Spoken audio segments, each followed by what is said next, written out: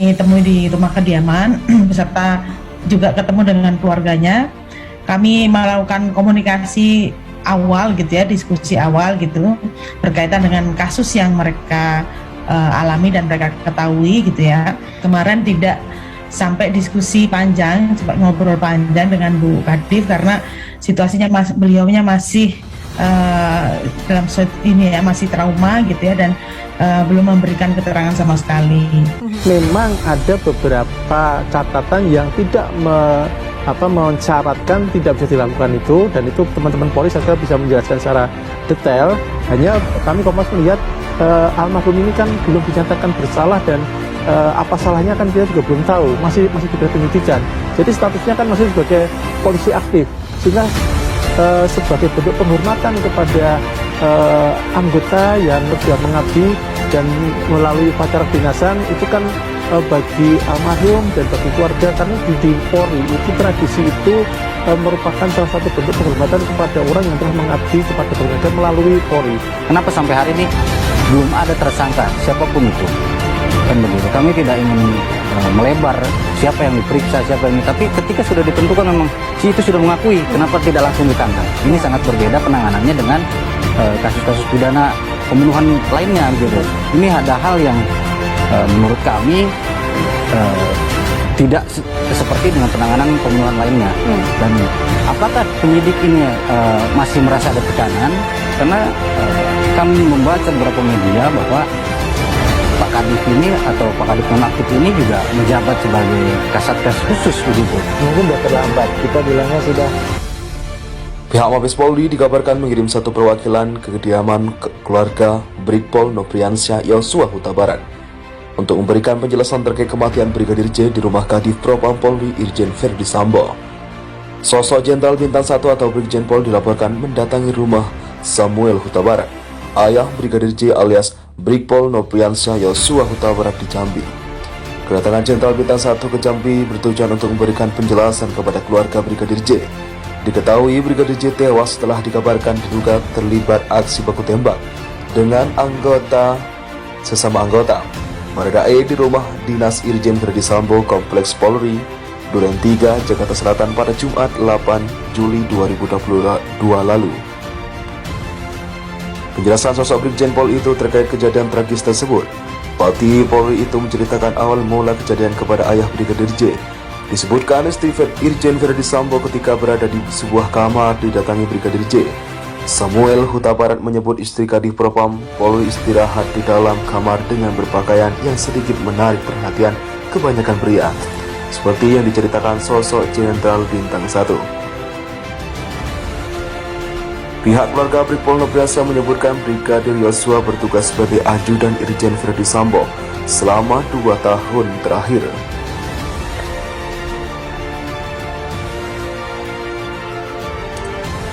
Tapi keterangan ini berbeda dengan penjelasan Karo Penmas Divhumas Polri Brigjen Ahmad Ramadan. Katanya Brigadir Yosua adalah anggota Bareskrim yang ditugaskan sebagai sopir dinas istri Kadif Propam.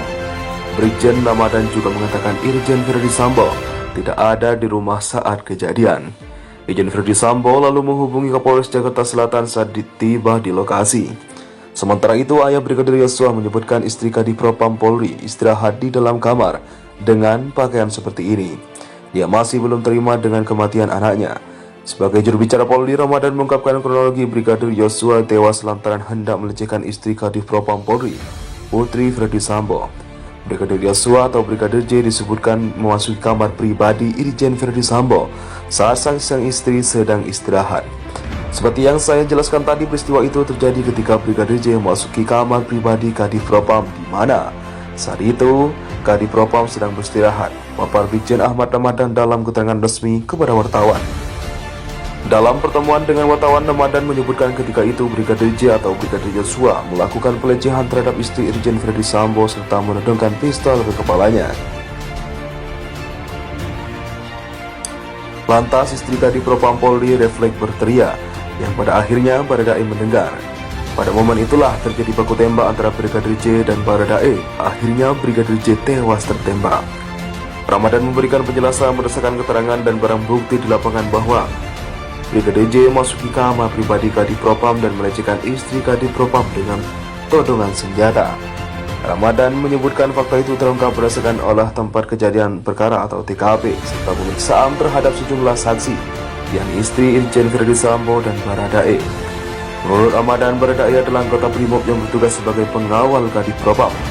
Mendengar penjelasan Jenderal Polri yang sudah tersebar luas di media, keluarga Brigadir Yosua mengaku belum bisa menerima menyebab kematian itu. Keluarga merasa ada yang janggal dalam kematian Brigadir Yosua. Lebih lagi, keluarga mendapatkan beberapa bekas lebam di tubuh Brigadir J tewas ditembak oleh sesama polisi, yakni Baradae, di rumah dinas Kadif Propam Mabes Polri Irjen Verdi Sambo. Yang kami periksa ini belum keseluruhan punggung dan kakinya. Ya, ini yang kami lihat itu ada di dada agak ke kanan atau bahu kanan. Terus kami tanyakan juga kok di mata ada seperti bekas sayatan atau pisau sangkur. Polisi sebenarnya sudah tahu pelaku pembunuhan Brigadir Joshua. Pasalnya kasus itu sejatinya cukup sudah untuk diusut. Untuk diketahui, Brigadir Joshua tewas di rumah dinas mantan Kadif Propam Irjen Pol Verdi Sambo. Polisi menyebut Brigadir Joshua tewas dalam baku tembak dengan Baradae yang dipicu pelecehan seksual terhadap istri Verdi Sambo. Demikian pandangan mantan Kepala Badan Intelijen Strategis atau Kabais TNI Laksmana TNI Soleman B. Punto dalam video yang diunggah di kanal YouTube Kerry Official pada Rabu 20 Juli 2022. Alasannya adalah karena segala hal yang berhubungan dengan kasus kematian Brigadir Joshua itu sudah jelas. Polisi pun juga bisa dengan sangat mudah mendapatkan informasi dan keterangan dari pihak-pihak yang bersangkutan. Dari situ sebenarnya sudah bisa ketemu pelaku pembunuh Brigadir Joshua, tuturnya, sebagaimana dikutip pojok1.id pada Senin 25 Juli 2022. Kalau memang sudah tahu pelaku pembunuhan, kenapa polisi masih belum juga mengungkapkannya ke publik? Kayaknya polisi lagi menghitung-hitung siapa yang dirugikan atau siapa yang merasa rugi, terangnya. Akan tetapi Soleman mengingatkan bahwa kasus kematian Brigadir Joshua itu sudah menjadi sorotan publik. Menurutnya yang diinginkan publik saat ini adalah keterbukaan dan profesionalisme Polri dalam mengusut kasus itu. Salah satunya adalah mengumumkan pelaku pembunuhan Brigadir Joshua secara terbuka. Bagi Soleman, siapapun pelakunya sama sekali tidak akan merugikan Polri secara kelembagaan, meski jika nantinya pelaku pembunuhan itu adalah anggota Polri sekalipun.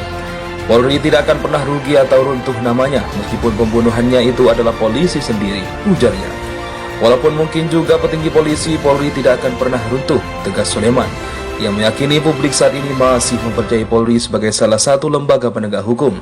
Karena itu sambungnya sejatinya sangat tidak perlu Polri berlama-lama menghitung-hitung, karena semakin lama menghitung maka akan semakin kelihatan cover up-nya, ungkapnya. Sekali berbohong akan terjadi pembohongan-pembohongan selanjutnya untuk menutupi kebohongan, kan itu ilmunya dari polisi, tanda Soleman.